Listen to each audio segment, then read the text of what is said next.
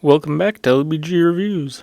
Before we dive into things today, please be sure to like and subscribe. My YouTube channel continues to grow, but in order for it to reach new heights like I hope it to, I need support from people like you. So, before we dive into talking about today's topic, I would like to mention a few things.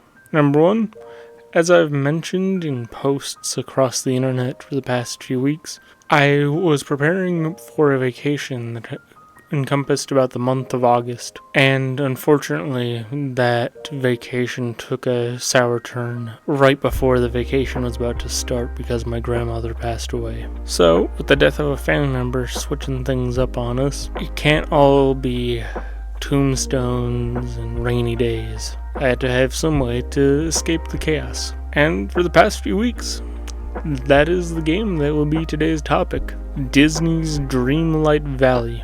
Dreamlight Valley is a Stardew Valley crossed with Animal Crossing mix of a game where you play as the ruler of a valley of dreams and magic filled with Disney characters, whether it be Mickey Mouse, Goofy, Donald, Minnie, Merlin, to Wally, to Scar, to Simba and Nala, to Elsa, Anna, Olaf, and many more. But the game sees you having to journey across the valley, befriending the villagers, upgrading your tools so you can navigate the various biomes while you work to restore the pillars that are dotted across the valley, so that way you can help undo the effects of a traumatic event called the Forgetting. Similar to Animal Crossing, the game takes place in real time. Some quests require you to wait a day or so for them to become available for you to attempt them. Similar to Animal Crossing, the game also involves a lot of decorating, a lot of customization options, even ways for you to customize your own clothing and furniture items. And the game is also a live service game, which means that there's in-game currency and a battle pass-esque system that allows you to unlock exclusive or unique features through these events and other circumstances. Now, with that out of the way, let's dive into the 3 reasons that I think that Dreamlight Valley is a very accessible game. First off, I have to say that I play on the Switch version. I know that the game is available on Steam, but I had to be able to take this on the go with me because my grandmother had 2 funeral services, one in Arizona and one in Colorado. I have to say that the Switch version of Dreamlight Valley has been very accessible. One prime example is the text size. While it is kind of tied to your display size, even on the handful of times that I was playing in portable mode, none of the text was unreadable. All of the text was clear and easy to read. The font, as well as the kerning and other criteria within the text, was all reasonable to read unless the text was made intentionally intelligible. Secondly, the game is easy to control and maneuver within. Most actions can be completed with easy to see button prompts, and also there are not that many controls for you to input. All characters and most other objects can be interacted with a specified button. Your tools are easily shown with the holding of one button that is also constantly shown on screen. And many other parts of the controls are just easily visible and easily checked on. There are even guides to inform you about how fishing works and how other mechanics work in case you forget or if you just need a refresher.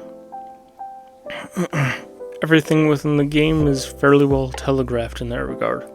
Thirdly, I have to say that unlike a lot of games similar to it, like Animal Crossing and Stardew Valley, Animal Crossing does a better job at it with like the fish and bugs because at least in New Horizons, you're able to check once you've acquired a bug or a fish, you're able to see what time of day it appears in, what time of the year it appears in. However, in games like Stardew Valley, you're able to see all the fish and all of the other crafting resources, but it doesn't tell you, like, this is where you got it, this is how much it sells for. I mean, sometimes games like that will tell you how much it sells for and some of the other features regarding it.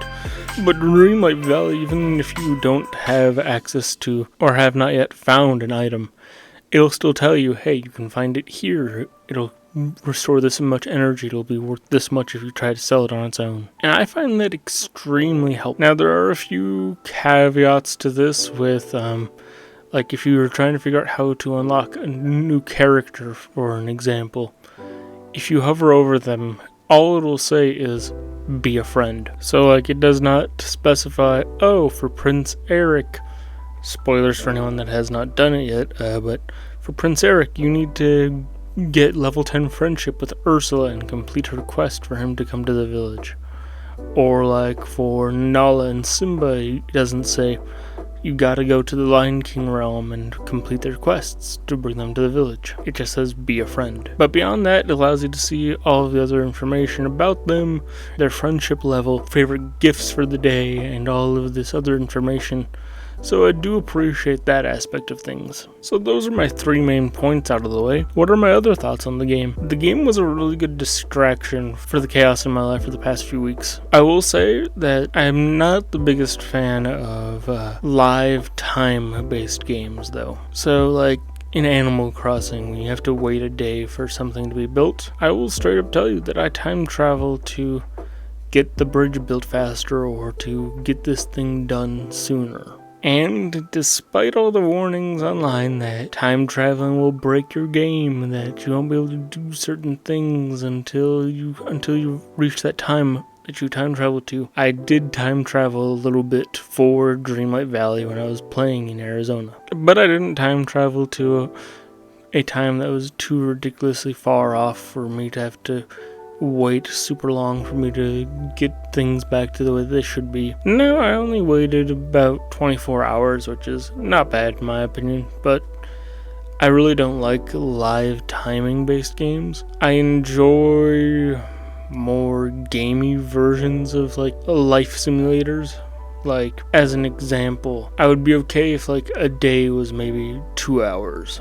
But since a day is 24 hours, I'm like, I don't, like, if I've completed that quest at like 3 p.m., I don't want to have to wait till 3 p.m. tomorrow to be able to continue the quest line. During my recording for this video, like all the gameplay recording and all that stuff, people have talked about online how the Switch version of the game is fairly buggy. And I will admit, it does have its performance issues at times. You'll see some performance issues in the gameplay you're watching now. But some of the glitches are just too funny not to talk about. Like, there was a moment during my gameplay where Kristoff was running from the rain, but he got in close enough proximity that his character was like, okay, it's time to wave at LBG Reviews. So he stopped to wave, but apparently his AI was so focused on running from the rain that he just began sliding across the ground while he was waving at me. I found it really funny. And so, to wrap it up, Dreamlight Valley is a really nice game, and that is easy to pick up for accessibility. It's a very accessible game. It does have its issues, and it does have some quirks that I am not too pleased with, but at the end of the day, it was a really nice distraction to help me get over my own loss. I hope you guys enjoyed, and I'll see you guys next week when we review Pikmin 2. I had reviewed Pikmin 1 on my birthday to celebrate the release of Pikmin 4. I had thought about doing a video about Pikmin 4 after the vacation, just out of the get-go, but you know what? Let's do it justice. Let's go to the other Pikmin games before we talk about Pikmin 4, because that one's going to be a long one. See you guys next week.